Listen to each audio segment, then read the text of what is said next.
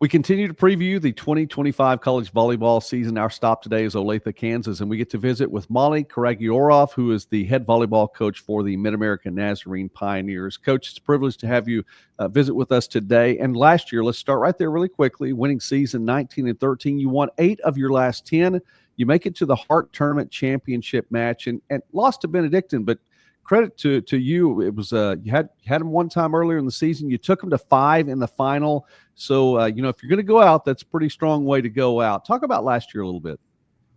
Yeah, 2024 was awesome. Obviously, winning season, finishing essentially 3 points from an automatic qualifier to the national tournament is always like positive, right? We've been, since taking over as the head coach, we've been kind of solid in the top 4 of the Hart, which is traditionally a good conference. And so I'm happy with the team. We were really young was the story last year. The previous season, we had 12 seniors that graduated. So this year really was the rebuilding year, if you want to say that. Obviously, it's a different world now than it used to be. But we started slow, but that was anticipated with so many freshmen. I mean, at times there was like 6 freshmen in my starting rotation. And so to finish the way that we did is a tribute to the athletes and my staff for getting people, maximizing people's potential. Absolutely, Coach. And that's a fantastic way of viewing that because, again, finishing strong with that kind of youth, it goes a long way. Well, let's take a look really quickly then. I'm hoping and assuming that some of those youth are coming back for 2025, just like you said. It's a different world now, and so rebuilding can be something that happens, I'm assuming, for some coaches every single year. But from last season to this season, Katrina Davis, she was a D1 transfer. You had her for 3 years, stellar years for her. She accounted for 87% of your team's assists last season, and so she moves on from graduation. But you do return Avery Lowe, who was an outside for you, and she'll be ready for her senior year. Who's she going to receive those sets from? Yeah, that's the big question, right? We have a really strong, going to be senior returning that's played behind Katrina for 3 years. But we've seen anytime we had changes to make, she was the first one off the bench to set last year.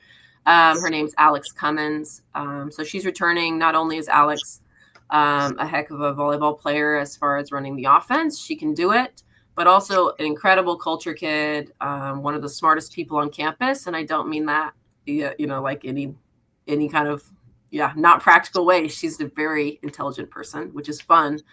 So we have Alex. Then we're looking at, we have a nice kid coming in from Oregon, a freshman that we're excited about to see what she can do and build. You never know, flip a coin with freshmen, but last year we were pretty lucky, so we're hoping the same. So we'll see. But obviously Katrina Davis is not only a special kid for the NAIA or whatever.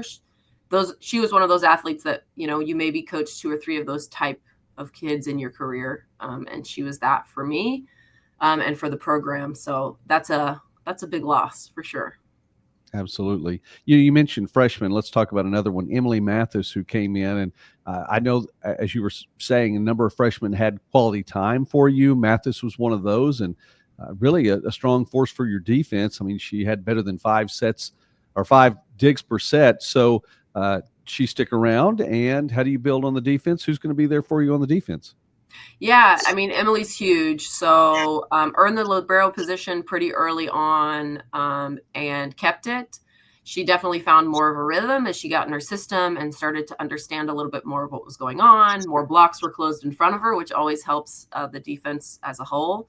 But she's massive for us. And then we have Nayeli Rodriguez, who is our DS, and the other one that Emily has been in the libero jersey before that Emily played over, but Nayeli played pretty much every match for us because we were in that 5-1. She DS'd out our right side, and so it worked really well. And both those kids are back and pushing each other like crazy this offseason, which is so fun to watch.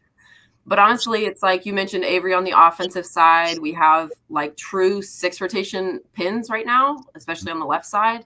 That it's like Isabella Munari's really solid in the backcourt as well, a strong defensive presence, as well as Alyssa Reichard and Dominica Bartos. All those kids are kind of undersized on the left side, can score, but truly, like, they're some of our best kids in defense as well. So, and that's rare. Sometimes it's like in the NAIA, you get like, you know, the really tall kid, but man, she can't play in the back row or something like that. It's like we have a unique thing going on the pins right now that it's like we have some kids that really are some of our strongest in reception and defense, as well as they can play in the front court. And so it's kind of a fun time to be coaching. Honestly, this group I really enjoy this group.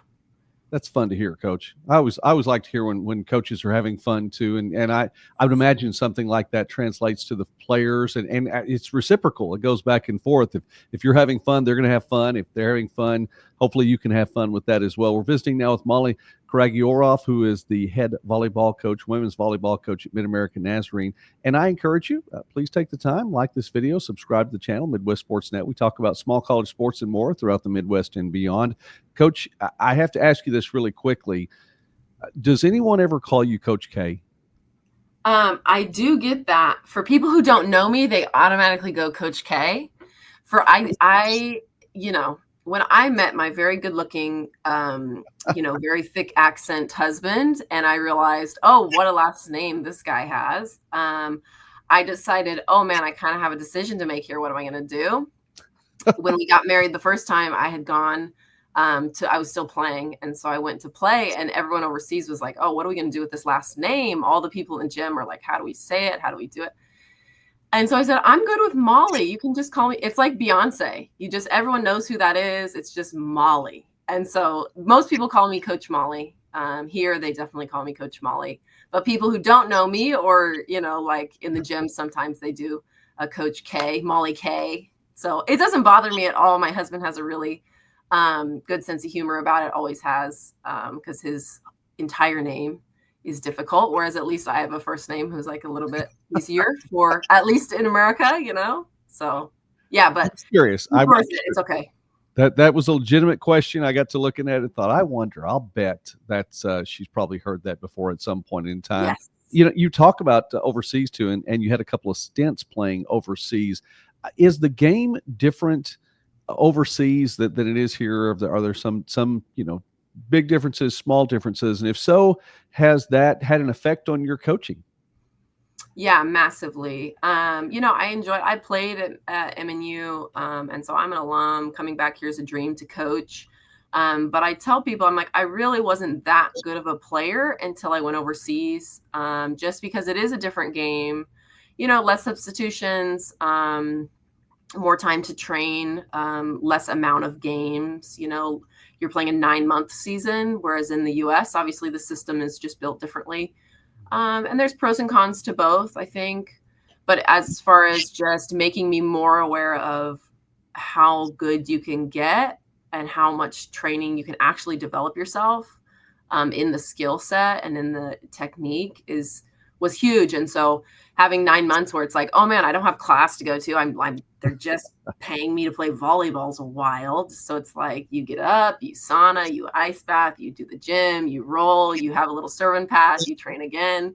It's like I got a lot better. And so what I took away from that is like, I don't like to just recruit good players and expect them to perform. I want to recruit potential and teach them how to maximize that. That's definitely like a strategy that I have, especially in the NAIA, where it's like a lot of kids who need development. That's why they're here. And so I take that as a challenge, that if they have the work ethic and the want, then they will get better in my program. And I think a lot of that started because of overseas. A 9-month season, like I said, less subs. So it's like if you're stinking it up, it's like we only have 6 substitutions. We can't take you out. So figure it out for this set and then we'll change you. But that had a big development, as well as just like learning how to connect with people, learning how to I went and played in Germany. I didn't speak German, not a single word when I got over there. And so in my team, it was fine. But when I helped in the youth program or I coached kids, they had me show up. And those 8-year-olds are looking at me like, and I can't expect them to speak my language. So I just had to figure out how to connect with people on a real level, teach them something without always having the perfect thing to say. And so that really, as a young coach, developed me, especially in my second stint of going over. So I say it changed my life, now it's like travel is a big deal. We still have really good connections overseas. We have an outside from 2023 who's currently playing in Greece. My youngest sister is playing in the top division in Finland. We have very good friends who are playing professionally all over the world. So that's just fun for the program. When they're back in Kansas City, they come train with us and come say hi. It's really fun, but none of that would have been possible if I wasn't blessed with the opportunity to go myself and make those connections. So it's definitely changed me, and for the better, I think. Kind of blew my Midwest mind. Born and raised in Kansas City. I mean, I'm sure you talk to people like that all the time. Well, what a blessing for you, and then ultimately for the program there as well. I mean, they're going to benefit from everything that you bring to the table. Well, the season's going to get started here. I know it's months away right now, but it's going to happen pretty quickly, and it'll roll around, be time for that. You have the Heart of American Conference schedule once again. That's very important to make it through there, and it has its own challenges. But you open the season again this year like last year, and it's actually really a pretty neat deal. Tell us a little bit about how you're going to open things up.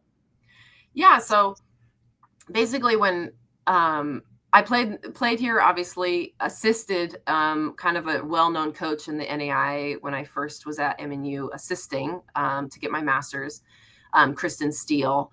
And then so when I came on as a head coach, a lot of people looked to me for like leadership and like step up into roles because Kristen was so involved, and that came to me pretty naturally. So I find myself on committees and like brainstorms and like, what are we doing? What is everyone doing? And one of the problems that we kept coming across in NAIA volleyball was people were paying a lot of money to go play in tournaments. They had these entry fees because they were trying to put on these big bashes. And then it's like, how you're playing back-to-back games, or sometimes it was just wild. And so me and a couple other coaches got together and said, well, what if we made a quad, 4 teams, and we lock it in, gentleman's agreement for 4 years that each of us host it once. And that's our opening weekend. And so we tried to get, we got 4 different teams from 4 different conferences, all of them traditionally nationally known. And last year was at Columbia. This year will be at Indiana Wesleyan. Then I think I host it, and then it goes to Concordia, Nebraska. So those 4, and literally at the convention, people were asking about what we do, and we mentioned that, and so many coaches were like, oh, that's brilliant. Because we don't charge. It's like it will all come out in the wash in 4 years. So you don't have to charge an entry fee. You don't have to, I'm paying for flights, hotels, and $600 to try to pay the officials at an away tournament because it's this big bash. It's like, oh no, we'll all commit to it and do it. So like you say, it's new because it used to be just go and pay and play in tournaments or host a big tournament. We used to host one here at MNU that was like 15 teams coming in, but then it just got outrageous to try to manage it. And you found yourself like tournament director, and then I don't have time to coach and practice. So for us, we have it on the calendar. We know where we're going. We know what to expect. We can scout those teams. It's just a higher level that I think benefits the programs. All of us have been really happy with it. And when people heard about it, it hit the news, everyone started going, oh, we need to lock in something like that. We need to try to find something like that. Just a quad, let's play it. So yeah, but like you say, it's unique. It does have me opening up against Indiana Wesleyan, who, 2-time defending national champions and still haven't graduated their players that are like, incredibly talented. And obviously Candace does an amazing job there.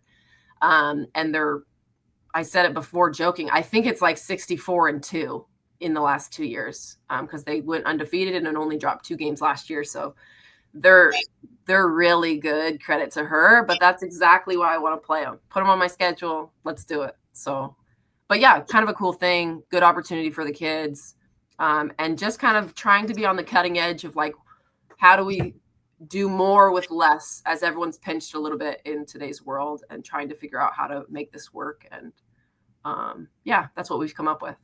Fantastic. That should be a lot of fun. We're definitely looking forward to following that here at Midwest Sportsnet for sure as you open the season again at Indiana Wesleyan, of course, with Concordia, Columbia as well. 4 schools, 4 different conferences, 4 different states. How about that? That should be a lot of fun. So thank you very much, Coach, for spending time with us today. We're previewing 2025 here on Midwest Sportsnet, and it's a privilege. Coach Molly Karagyaurov getting to visit with us today. And thank you very much. We'll follow the Pioneers this season, and we're just thankful for your time. Yeah, thanks for having me. Follow us on Instagram, MNU Volleyball, and cheer us on next year.